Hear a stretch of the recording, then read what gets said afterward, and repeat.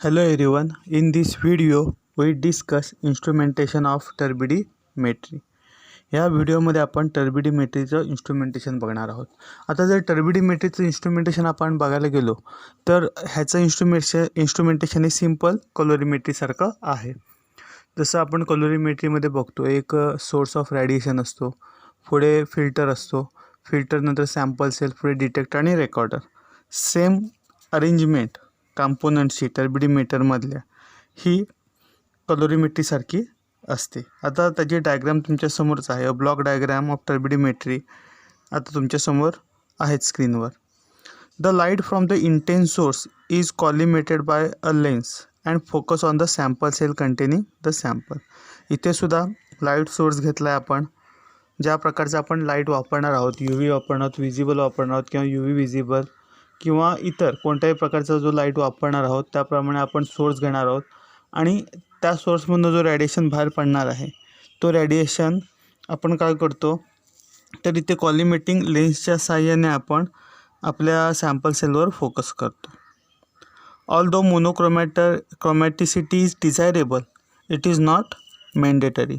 Operation with a filter of moderate quality और even with white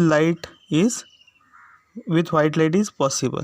आता इथे मोनोक्रोमॅटर असला तरी चालू शकतो, पण तो ह्या मेथडमध्ये कंपल्सरी नाही, तो गरजेचाच आहे असं नाही. जर आपल्याला आवश्यकता असेल तर आपण तिथे मोनोक्रोमॅटर वापरू शकतो, पण तो इथे कंपल्सरी नाही. इथे फिल्टरसुद्धा आपण वापरू शकतो मॉडरेट क्वालिटीचे, पण जनरली ही जी मेथड आहे ही व्हाईट लाईट आणि जो नॉर्मल विजिबल लाईट आहे त्या थ्रूच ही मेथड परफॉर्म केली जाते. The transmitted beam is then made a fall on the photo cell which converted light energy into current and the current so produce is then read by a meter in terms of turbidance. आता हा जो current produce होणार आहे हा current इथे आता light आपल्या सॅम्पलवर पडणार आहे. आपण जी कॉलिमेटिंग लेन्सने फोकस केलेली आहे ते आपल्या सॅम्पलवर पडणार आहे. पडल्यावर त्यातले फ्रॅक्शन ऑफ लाईट हा स्कॅटर होणारच आहे, कारण टर्बिडिमेट्रीमध्ये आपण स्टडी करतो म्हटल्यावर. आणि जो उरलेला लाईट आहे, जो ट्रान्समिट होणारा लाईट आहे, हा ट्रान्समिट होणारा लाईट आपण डिटेक्टर म्हणजे फोटो सेलवर टाकतो.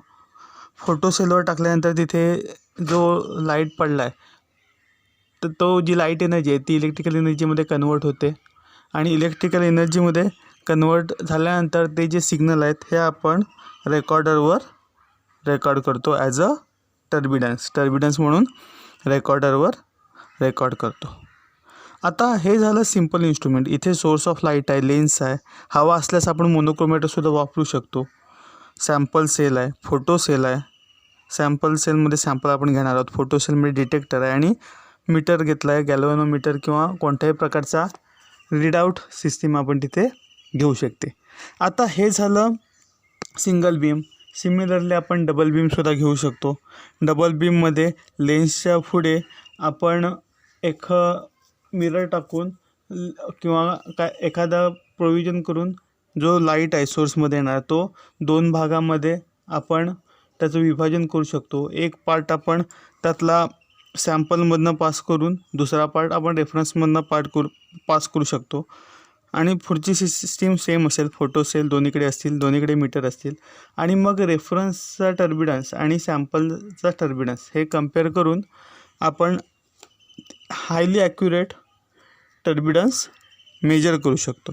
म्हणजे डबल बीमसुद्धा टर्बिडिमेट्रीमध्ये असतो. जसं डबल बीम कलोरीमीटर आहे तसा डबल बीम टर्बिडिमीटरसुद्धा असतो. फक्त लेन्सच्या पुढे तिथे ती एक प्रोव्हिजन केली जाते. दोन भागामध्ये आपली रेडिएशन ती विभागली जाते. एक पार्ट सॅम्पलमधनं, एक पार्ट रेफरन्समधनं आपण पास करतो. आता वर्किंग बघायला गेलो तर ह्याचं वर्किंग सिम्पल आहे. आपण जनरली क्वांटिटेटिव्ह ॲनालिसिससाठी हा वापरतो आणि कॅलिब्रेशन कर्व मेथडचा इथे आपण वापर करतो. आपल्याला माहिती आहे आपण कॅलिब्रेशन कर्वमध्ये a series of standard solution of known concentration are prepared. आपण स्टँडर्ड सोल्युशन नॉन कॉन्सन्ट्रेशनचं त्याची एक सिरीज तयार करतो.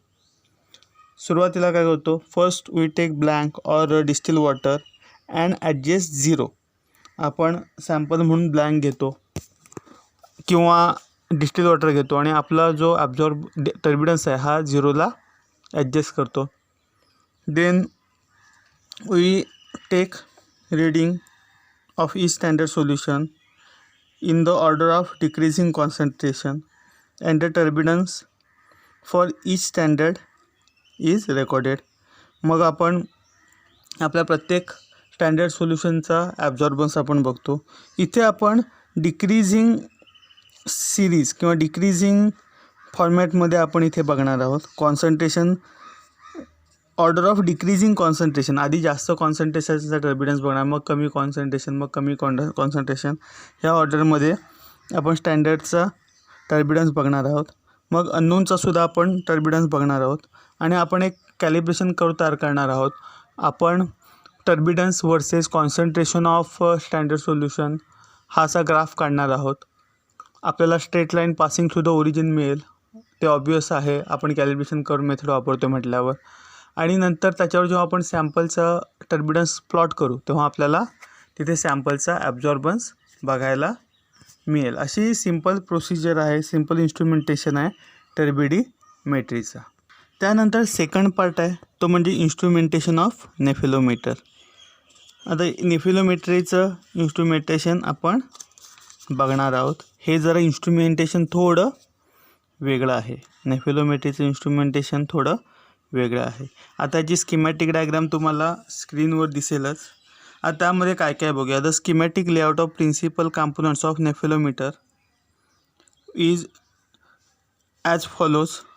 Here there is a light source, इथे लाईट सोर्स आहे, इंटेन्स लाईट सोर्स आहे. Then lens, then graduated disc, इथे ग्रॅज्युएटेड डिस्क घेतले. Then semi octagonal sample cell, इथे सेमी ऑक्टॅंगोनल सॅम्पल सेल इथे आपण वापरतो. देन लाईट ट्रॅपसुद्धा आपण तिथे वापरला आहे. फोटो सेलसुद्धा आहे, photo cell as a detector. आणि तिथे आपण रीडआउट सिस्टीमसुद्धा घेतलेली आहे. आता इन्स्ट्रुमेंटेशन कसं आहे बघा. The detector is usually but not necessarily place at a right angle to the incident radiation.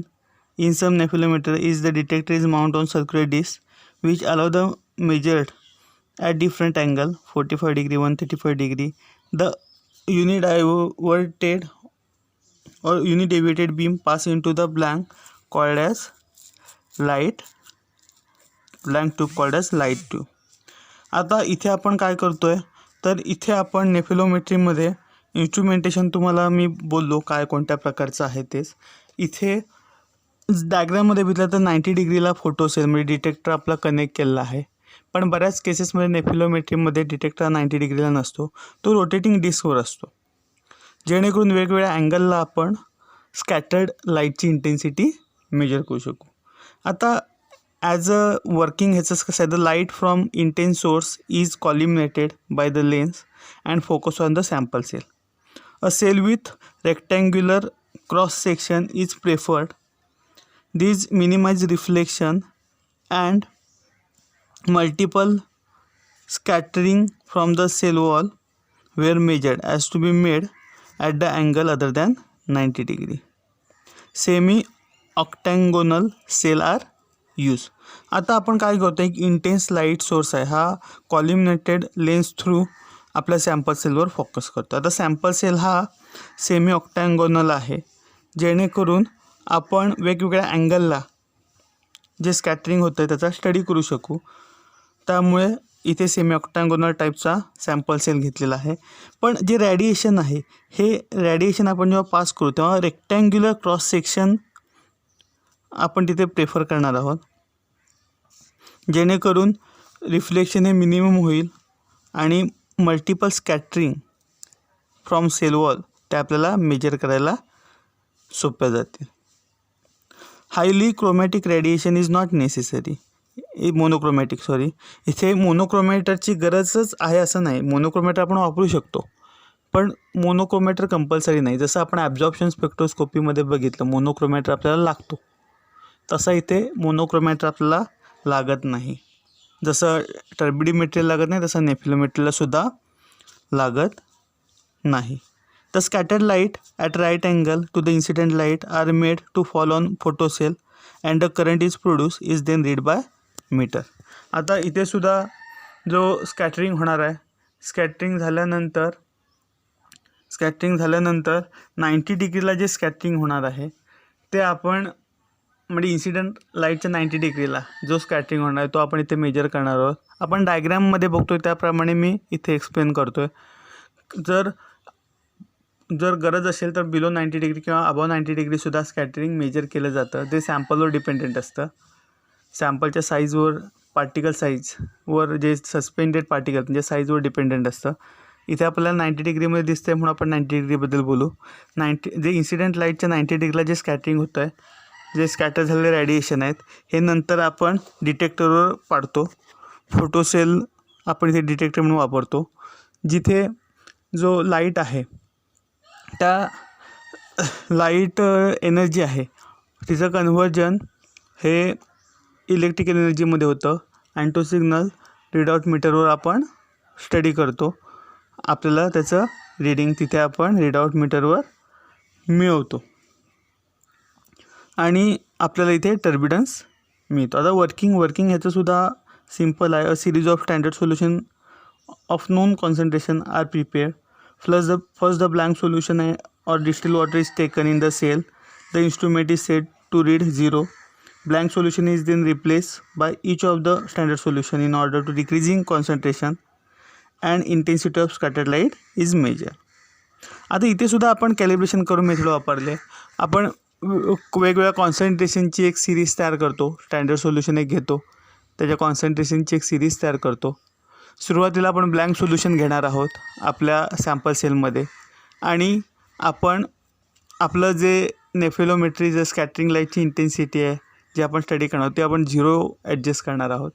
आणि त्यानंतर प्रत्येक स्टँडर्ड सोल्युशनचा आपण इथे स्कॅटरिंग लाईटची इंटेन्सिटी आपण मेजर करणार आहोत.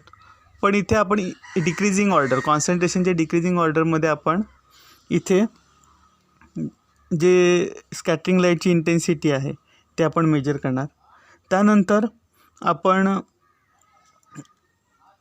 जे अननोन आहे त्याचंसुद्धा स्कॅटरिंग लाईटची इंटेन्सिटी आपण इथे मेजर करणार. आपण एक कॅलिब्रेशन कर्व तयार करणार.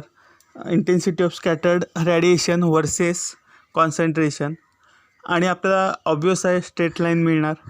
Straight line passing through origin मिळणार. ती मिळाल्यानंतर आपण अननोनची जी इंटेन्सिटी आहे ती ह्या ग्राफवर प्लॉट करणार आणि त्यावरनं आपण कॉन्सन्ट्रेशन ऑफ अननोन आपण इथे मिळवू शकू. म्हणजे कॅलिब्रेशन कर्व मेथडसुद्धा इथे आपण वापरलेली आहे. आता हे पण झालं आहे सिम्पल इन्स्ट्रुमेंटेशन ऑफ नेफिलोमेट्री. आता ह्या लेक्चरला इथे आपण थांबूया. नेक्स्ट लेक्चरला आपण ॲप्लिकेशन्स ऑफ नेफिलोमेट्री आणि टर्बिडिमेट्री आपण बघणार आहोत. हे झाल्यानंतर हे जे युनिट आहे हे आपण संपेल. नेक्स्ट वीकमध्ये मंडेला आपण एक छोटीशी टेस्टसुद्धा ह्या युनिटवर घेऊ. आता इथे आपण थांबूया. थँक्यू.